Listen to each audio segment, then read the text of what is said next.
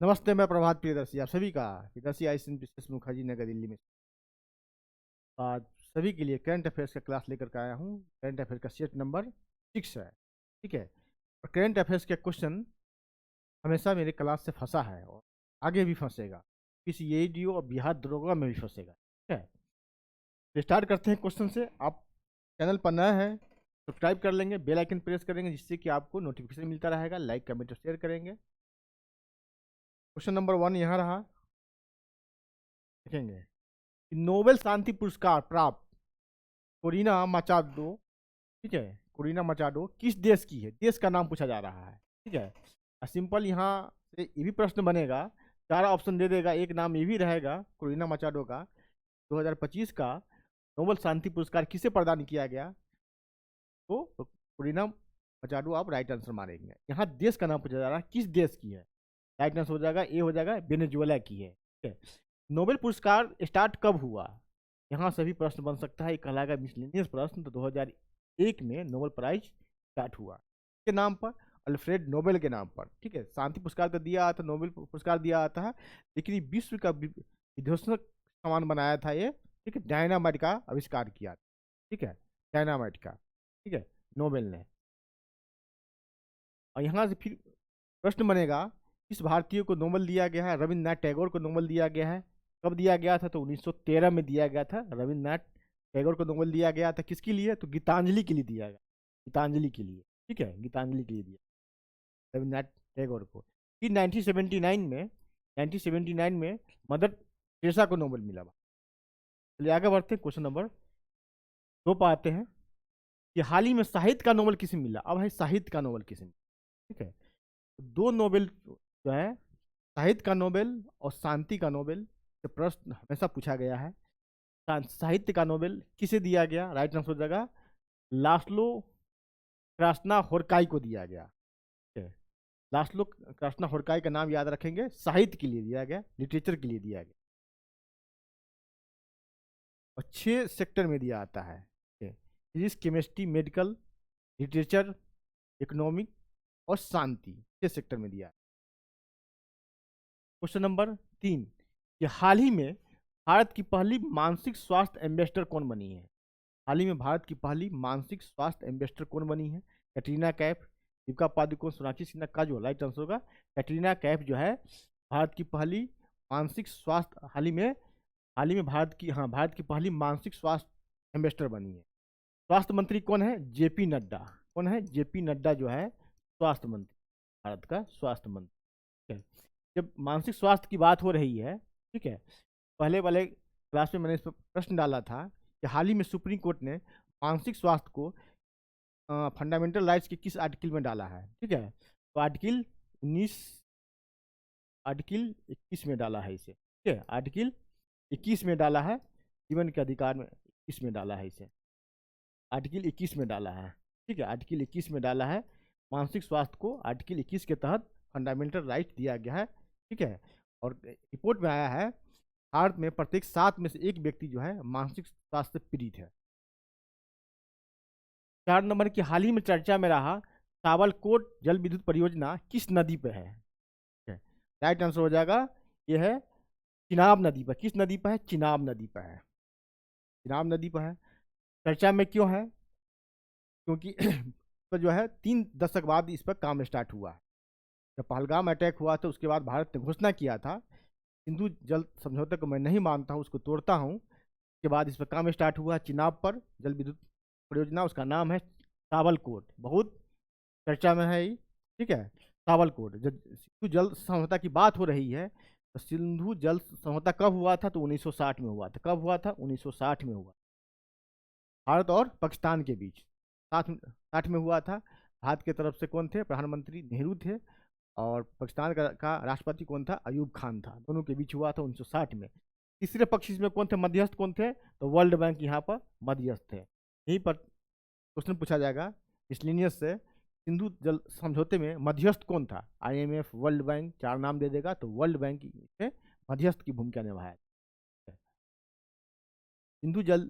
सिंधु नदी तंत्र में 6 नदियां हैं। ठीक है। 6 नदियां हैं। 3 जो है पश्चिम की नदियों पर पाकिस्तान का 80% अधिकार है, तो पानी पर 80% अधिकार है और भारत का 20% अधिकार है। और पश्चिम की पूर्व की 3 नदियों पे भारत का पूर्ण अधिकार है। ठीक है, सिंधु, झेलम और चिनाब। ठीक है, सिंधु, झेलम और चिनाब, सिंधु, झेलम एंड चिनाब। ठीक है, ये हो गई पश्चिम की नदियाँ। पर पाकिस्तान का 80% अधिकार है, भारत का 20% अधिकार। ठीक है, पूर्व की 3 नदियाँ जो है सतलज, रावी, ब्यास, उस पर भारत का पूर्ण अधिकार है। ठीक है, 5 नंबर, हाल ही में बिहार से सब्जियों की पहली खेप कहाँ गई है? सब्जियों की पहली खेप कहाँ गई है? किस देश को मतलब सब्जी बिहार से एक्सपोर्ट हो रहा है, निर्यात हो रहा है? पहली खेप कहाँ गई है? दुबई गई है, पहली खेप दुबई गई है। ठीक है, और गिनी भी भारत से पहली खेप गई है, क्या चीज़ की? डीजल लोकोमोटिव इंजन जो है सारण जिले से यहाँ निर्यात हुआ है, गिनी को गया। तो मैंने क्वेश्चन डाला था, आप देखेंगे क्वेश्चन। अब आगे BPSC combo GS combo batch है, मात्र 299 रुपये में। बीपीएससी एईडीओ प्रोजेक्ट मैनेजर बीएसएससी जितने एग्जाम्स हो रहे हैं सभी के लिए यूजफुल है। ठीक है, प्रियदर्शी लर्निंग ऐप पर लाइव क्लास से रिकॉर्डेड लेक्चर, मॉक टेस्ट है, सभी यहाँ पर अवेलेबल है। क्वेश्चन नंबर 6, देश का पहला सहकारी विश्वविद्यालय कौन है? देश का पहला सहकारी विश्वविद्यालय कहाँ है स्थापित हुआ है? देश का पहला सहकारी विश्वविद्यालय, राइट आंसर जो हो जाएगा इसका सहकारी विश्वविद्यालय गुजरात। गुजरात में कहाँ? आनंद में, आनंद। ठीक है, इसका नाम क्या है? त्रिभुवन सहकारी विश्वविद्यालय, त्रिभुवन सहकारी विश्वविद्यालय, त्रिभुवन सहकारी विश्वविद्यालय, सहकारी विश्वविद्यालय। ठीक है, त्रिभुवन सहकारी विश्वविद्यालय इसका नाम है। ठीक है, जब सहकारी विश्वविद्यालय की बात हो रही, सहकारिता की बात हो रही, सहकारी की बात हो रही है, तो सहकारिता मंत्री कौन है? अमित शाह। भारत के सहकारिता मंत्री कौन है? अमित शाह है। ठीक है, इसका गठन हुआ था 2021 में इस मंत्रालय का। ठीक है, बिहार में सहकारी मंत्री कौन है, सहकारिता मंत्री कौन है? तो प्रमोद चंद्रवंशी, प्रमोद चंद्रवंशी जो है सहकारिता मंत्री है, बिहार में सहकारिता मंत्री है प्रमोद चंद्रवंशी। यहीं पर बात आएगी। ठीक है, सहकारिता का उल्लेख संविधान में कहाँ है? संविधान में आर्टिकल 19 में सहकारिता का उल्लेख किया गया, 19C में सहकारिता का उल्लेख किया गया है 97th अमेंडमेंट के द्वारा। ठीक है, 2011 में इसको क्या किया गया? सहकारिता को फंडामेंटल राइट्स माना गया। ठीक है, और आर्टिकल 19C में इसे जगह दिया गया है। क्वेश्चन नंबर 7, देश के पहले सहकारी विश्वविद्यालय का नाम क्या है? नाम पूछा जा रहा है। नाम जो है सी ऑप्शन होगा, त्रिभुवन सहकारी विश्वविद्यालय। क्या? Tribhuvan Sahkari Vishwavidyalaya. Question number 8, international big cat alliance के अध्यक्ष कौन बने हैं?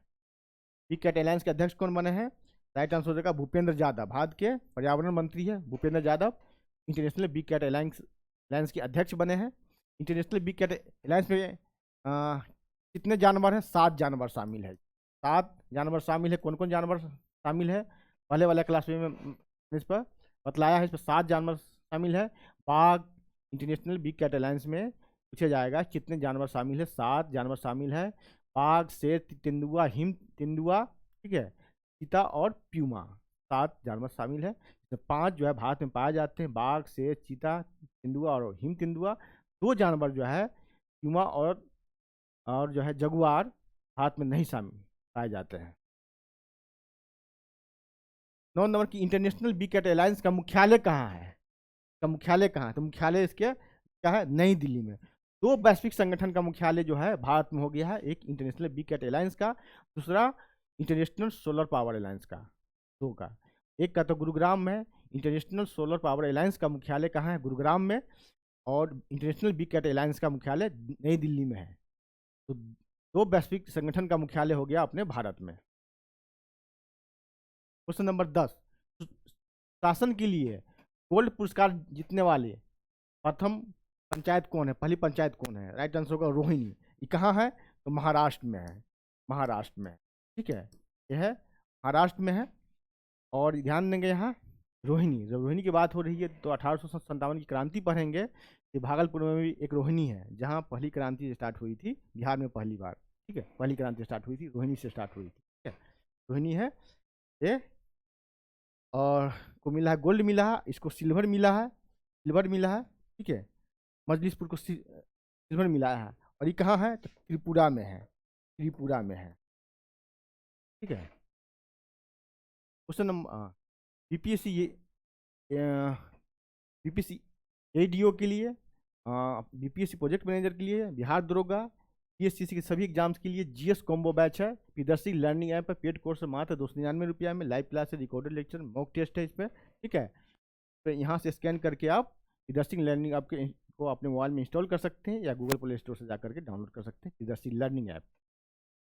क्वेश्चन नंबर 11, हाल ही में बिहार के सहकारिता मंत्री कौन बने हैं? क्वेश्चन रिपीट है, ये हो जाएगा राइट आंसर, प्रमोद चंद्रवंशी बने हैं। कौन बने हैं?